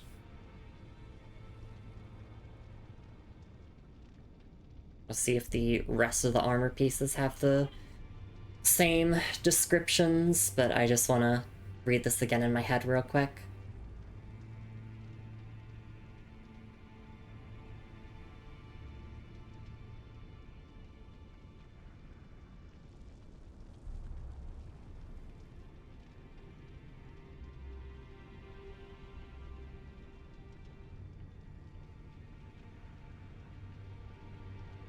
Okay. And then there's the armor piece. Veteran's armor, Gaius's armor. Okay, so it's next to the veteran stuff. Gaius's armor. The black iron chest armor of Commander Gaius. Part of an armor set patterned after fallen seeds. Gaius was the most senior disciple of the same Alabaster Lord who taught Radahn and Gaia gravitational technique. Yeah, so okay, it's the same description. We'll just check the rest of them. Veterans, Gaius's. Yep, that's all the exact same. And... wait, where's... Veterans, Greaves, Malachus, Rolana's, Royal Knight, Briar Greaves. Wait, is there not Greaves for... Gaius? Should be right next to the veteran stuff. That's only Radahn's here. Which, I mean, we already had access to this. I guess I could read this again.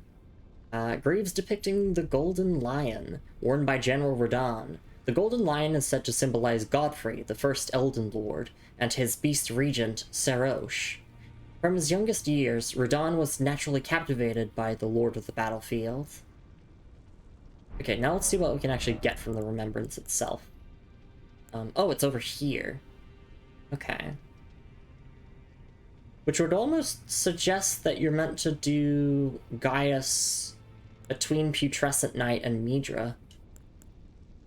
The one thing I've noticed is that every single remembrance we've gotten, like, it's always been listed in the order of what we actually, like, did them in. Oh, okay, no, aside from these ones. Okay, aside from a couple of the base game ones. But from the DLC, it's like we did Dancing Lion first, and then we did Twin Moon Night, then we did the Putrescent Night, then we did Midra, Mesmer, and then Gaius. So, yeah, we kind of... I wonder if Gaius was intended to be done before Mesmer. I don't know. Anyway. Let's take a look. First we have the Sword Lance. Weapon once wielded by Commander Gaius, a combination of great sword and lance. Weighty and capable of being brought to bear with great force, this armament shows its true potential when used astride a mount. Gaius himself was never without his boar. And the skill is Spinning Gravity Thrust. A gravity skill honed by the disciples of an Alabaster Lord. Uses gravitational power to hang in the air before rotating the body and charging forward. An additional input allows for a follow-up attack. It is a heavy thrusting sword. It is infusible. Okay. Interesting. And then Blades of Stone. Gravity manipulating sorcery of Commander Gaius. Pulls blade-like clumps of rock from the earth. Charge to form 3 consecutive clumps. Gaius and Radon were good rivals in their youth, and this sorcery is a product of their friendly competition. Okay. Obviously we can't use it, 48 intelligence. But yeah, interesting.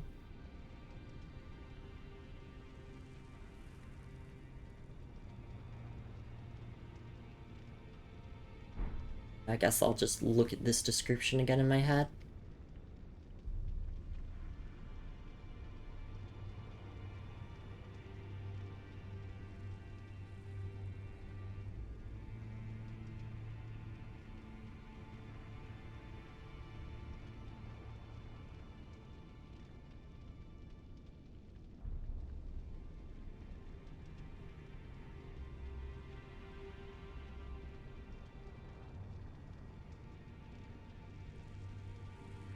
Okay.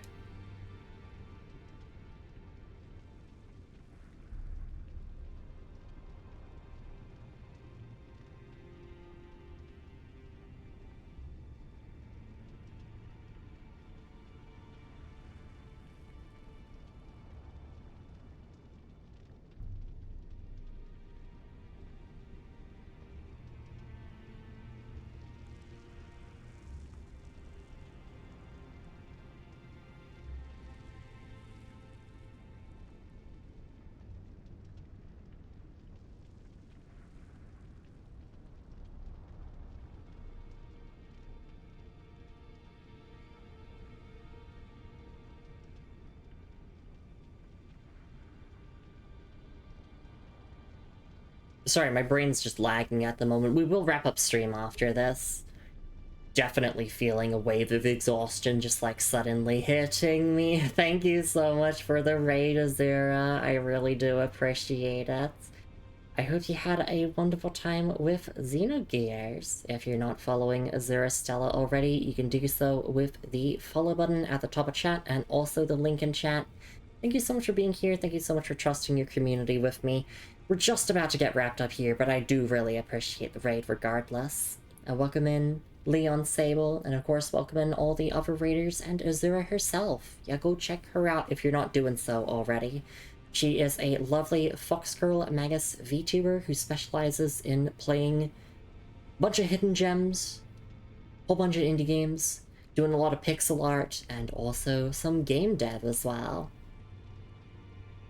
And hey Volo, it's lovely to see you around. Hope you're doing alright. Mecha Foxgirl Magus Raid? Yeah! And yes, we did just beat Gaius, and we're just going through his item descriptions here before wrapping up stream. Thank you so much for being here, I really do appreciate it. If you've got a raid and run, that is totally understandable. We are soon to wrap up here. But thank you so much for being here, I really, really do appreciate it. But yes, if you got a raid and run, understandable. If you got a raid and lurk, understandable as well. Please take care of yourselves first and foremost, especially after a big, long stream. No worries, thanks for having us. Of course, thank you for being here. Just a quick intro in case anyone is new to the channel here. Hi, I'm Lumi, I'm a Hot Lady Knight VTuber, and I do slow-paced playthroughs of RPGs and Souls-likes, but I also like to dabble in a bunch of other genres as well, from shooters, to indie games, to platformers, to roguelikes, to basically whatever is my current hyperfixation at the time.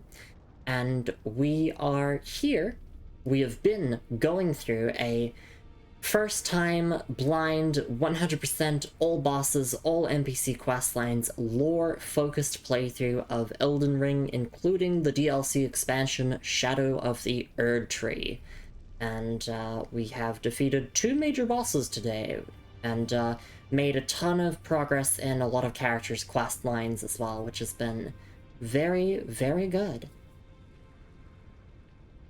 A stream with a lot of reading. Yeah, disc 2 is basically audio drama without the audio. Exactly. Poor Xenogears rushed into a virtual novel on the second disc. Yeah, exactly. And thank you so much for being here, so I'll offer to you, Julie. It's lovely to see you around. Yeah, I guess I was rereading this item description to myself in my head anyway before you rated in, but I guess we can go over the stuff of Gaius, who we just defeated, one more time for the people out back. And then I want to fast travel back to the Gaius Grace, and then next time we will explore that area to the north, and then we're gonna go to the west next time to the ancient ruins of Rawa. But yes, let me just read all this again to you all, so you can enjoy some Lumi ASMR before we wrap up. So the raiders can have the Lumi ASMR. So this is the Remembrance of the Wild Boar Rider. Remembrance of Commander Gaius, hewn into the Shadow Tree. The power of its namesake can be unlocked by the Finger Reader. Alternatively, it can be used to gain a great bounty of runes. Both were as elder brothers to the lion, and both were cursed from birth. In spite of, or perhaps because of this very reason, Gaius was both Messmer's friend and the leader of his men. And of course the line here is referencing General Radahn. And, oh, oops. And in fact, his remembrance items do make further reference of General Radahn. We have the Sword Lance here, which is a weapon once wielded by Commander Gaius, a combination of greatsword and lance, weighty and capable of being brought to bear with great force. This armament shows true potential when used astride a mount. Gaius himself was never without his boar. And the skill is Spinning Gravity Thrust, which is a move that the boss fight does use. A gravity skill honed by the disciples of an Alabaster Lord. Uses gravitational power to hang in the air before rotating the body and charging forward. An additional input allows for a follow-up attack, not two. And then finally, Blades of Stone, gravity manipulating sorcery of Commander Gaius. Pulls blade-like clumps of rock from the earth, charged to form 3 successive clumps. Gaius and Radahn were good rivals in their youth, and this sorcery is a product of their friendly competition. And that's pretty much that. Yeah, I was just going through those item descriptions before we wrapped up stream, so we'll be doing that right now, I guess.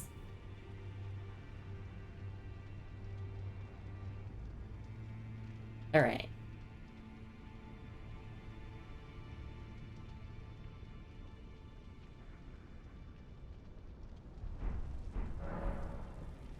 So let's go back to the Realm of Shadow, and we're just going to go to the Shadow View race here.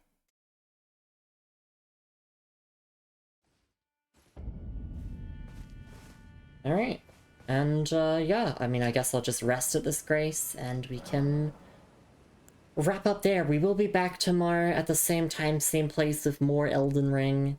Making more progress in the DLC. Obviously, as I said, we're picking up all items, we're doing all NPC quest lines, we're doing all bosses, and it's also a first-time playthrough, and I've remained unspoiled on the Elden Ring DLC I've remained unspoiled on Elden Ring for all of these years, which has been awesome. It's been awesome uncovering the story and all the surprises along the way. But yes, with 249 hours of playtime, we're gonna close the game and get wrapped up here.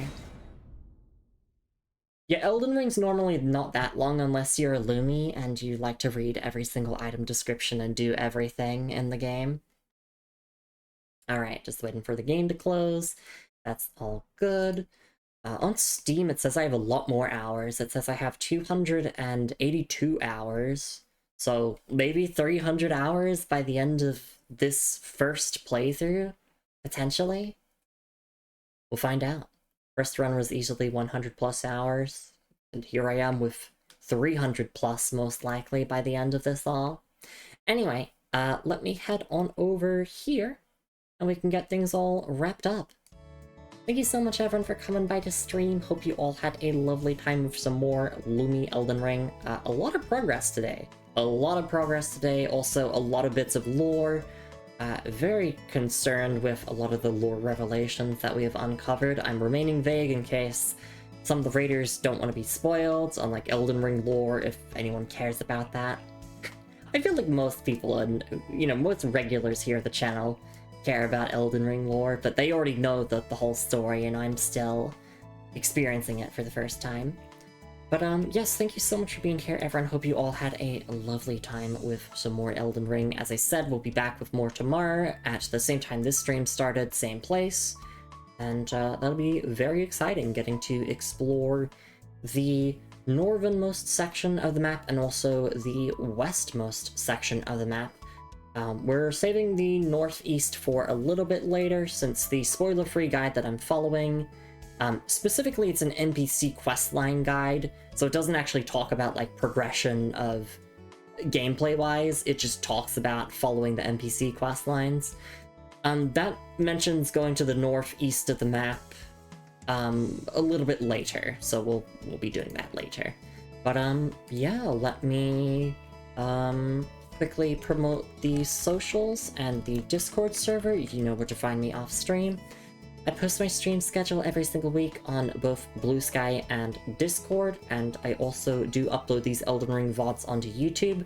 Speaking of which, I actually have a real YouTube video that's out that you can go watch. It's a first impressions review of Code Vein 2, which came out 1 week ago as of today, I believe, depending on time zones. So go and check that out. Go support that video. I would appreciate it. And yeah, that's pretty much that. Let me thank everyone who came by to stream and supported the channel, and well, I can just tell you up front, obviously Elden Ring tomorrow, and then the day after that, same time this stream started, at 12 PM Australian Eastern Daylight Savings Time, we will be playing more Once Upon a Katamari, which will be very, very fun. We are nearing the end of it. I think we won't finish it next time, but maybe the time after that. We'll have to see, though. We'll have to see. My memory of the full game might not be as accurate as I want it to be. But yes, that is everything in that regards. So, thank you so much for being here, Telv. Thank you so much for being here, Alex Speedling. Thank you so much for being here, V and Moon. Thank you so much for being here, Lumi Ravenwitch. Thank you so much for being here, Azura.exe. Thanks for being here, Sharks Are Tasty. Thank you so much for being here, Melissa and Fizz. Thank you so much for being here as well, God Keeps Rolling. Thank you for being here, Anemonian Arts and Ominous Trout. Thank you so much for the stream streak as well, Looney Ravenwitch. I really do appreciate it. Thank you so much for being here as well, Azura. And thank you so much for the raid. Thank you so much for being here as well, Leon Sable and Volithos. Thanks for being here, RPG Julie. And of course, thank you, whether you were here for a minute, an hour, the whole stream, you're just lurking and watching the VOD. Hope you had a lovely time. Yeah. More Elden Ring tomorrow, it's pretty self-explanatory. I've said that like 4 times now. I think people understand that yes, there is more Elden Ring tomorrow. So please look forward to all of that. Alright, let's see. Who can we raid off into? I think I know who I want to raid off into, but I want to double check my following list here. There's not many. Oh no, we got some RPGs here. We got some rhythm games. Got some shooters. Whole bunch of different variety of genres. I want to raid into our lovely friend Markachin, who is still currently going through his first ever playthrough of Dark Souls 2 Scholar of the First Sin, with the eventual goal to get all of the Steam achievements and do everything in the game.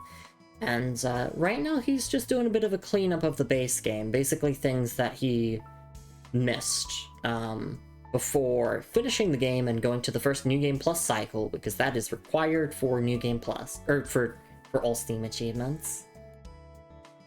So let's get that raid up and going. And Dark Souls 2 Pog, yeah, it's Peak Souls 2. It's awesome. And thanks for stream. Thanks for being here, everyone. It's always appreciated. Also, Marky does need financial help, so I mean, bringing raiders along to his stream, you know, potentially get some eyes on his Ko-fi page, which I'll promote here real quick before we get the raid going. If you want to, like, click on a direct link there. He's also done some posts on Blue Sky about the Ko-fi page, so if you want to share that around or, like, donate $1 or $2, you know, every little bit counts. And I just want Marky to be okay, because he does rely on donations for not only medication, but also food and rent as well, due to his disability, which, damn, as a disabled woman, I can relate. Alright, let's get this raid up and going. Please have a lovely morning, afternoon, evening, wherever you're in the world, everyone. Make sure to stretch and hydrate plenty, as I did throughout this stream. Take your meds in case you've forgotten. Please enjoy your, like, Friday, Saturday, Sunday, whenever you're watching this VOD in the future. Especially if you're on YouTube. If you're on YouTube, thank you for making it to the end of this VOD. And we'd like to end our streams with a bit of a moral. The moral of this stream is, don't tell your son to become a mass murderer and then abandon him. What's wrong with you? Fuck America. The more I learn about Elden Ring lore, the more I'm like, fuck America. I fucking hate you so much, America. Messmer did do many things wrong, it's true, but also, I'm blaming it on America. It's all her fault. Anyway, that's enough of that. I'll see you all tomorrow for more Elden Ring, and the day after for Once Upon a Katamari. But until then, let's get this raid up and going. It's raid time, baby. Oh yeah! And I'll see you all tomorrow. Bye-bye!